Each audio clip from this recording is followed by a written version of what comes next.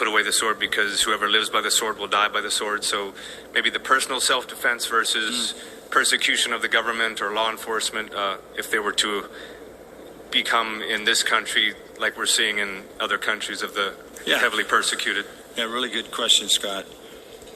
You remember the Lord, when he sent out his followers, told them they needed to take a weapon. They needed to take a weapon. And you might say, well, that was to defend themselves against an animal attack, but not just that. I believe that self-defense is a built-in mechanism in the human life, and I believe that human life is created in the image of God and therefore is valuable, and the reason that God institutes capital punishment for murder is because it is a violation of the creation which is in his image. Amen. I think we have a right to defend ourselves. The Lord was clearly saying to his followers that you may be in a situation where you will have to defend your own life. On the other hand, you also have Jesus saying, if somebody hits you on the right cheek, turn the left cheek. If somebody takes your one piece of your clothing, give them another piece of your clothing. That's a very fine line to walk. I think we have to look at it on a sort of case-by-case basis. If somebody comes into my life and they mistreat me, I'm not going to necessarily attack them.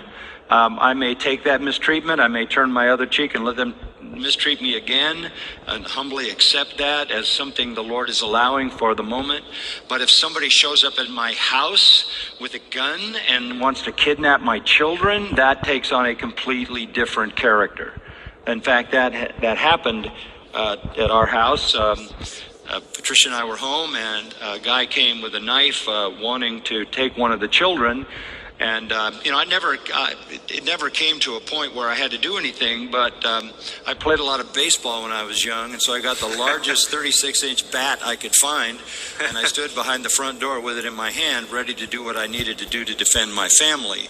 Because I think that's part of the responsibility of a father to defend his own children. Self-defense it's a built-in mechanism. We have apparatus in our own design by God that is defensive. We have ways to deflect and defend ourselves against certain things.